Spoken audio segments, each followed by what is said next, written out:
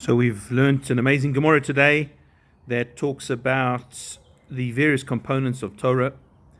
And the Gemara says in Kiddushin, Lamed Amud Aleph 30a, La'olam yeshalesh adam shnoisov shlish b'mikra, shlish b'mishnah, shlish b'talmud.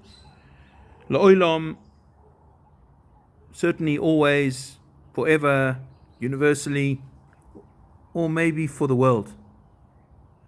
For the world, a person should make 3 his years, a third with scripture, a third with Mishnah, and a third with Talmud.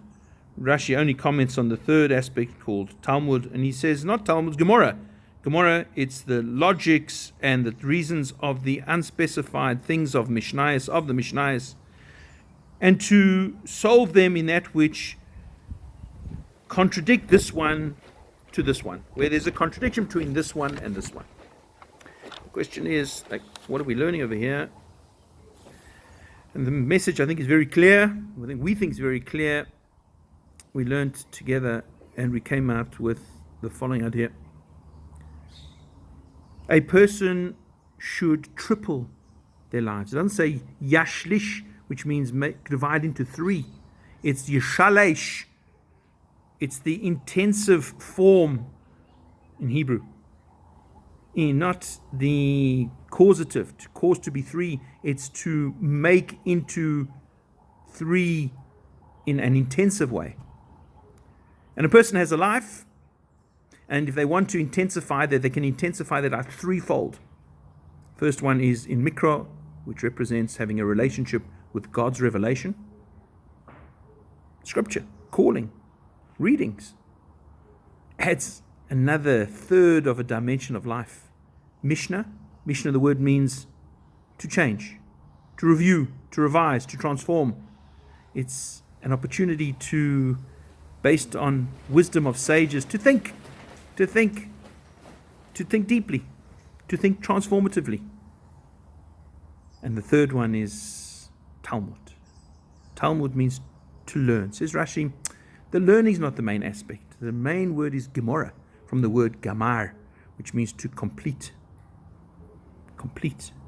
Truth is, it's an Aramaic word which means we take learning into that which will bring completion, the final extra third.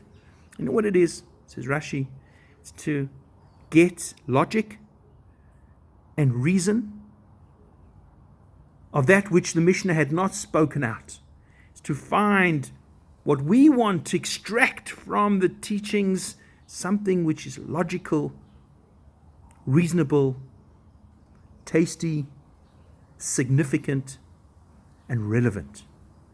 And then, with that, armed with that, to solve wherever there is contradiction between this and this.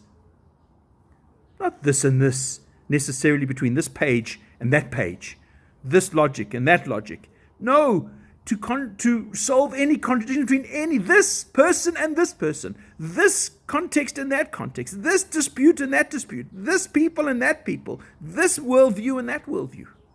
All contradictions. To make what we call peace, to be a blessing, to bring the learning into being a problem solver. When we have that, we've enhanced life 3-fold. That's what I think the Gemara is telling us. And now we can understand why it's La'olam. What do we want it for? Want it forever? That's what's in Amma, ever, forever. Certainly, in case you were in doubt.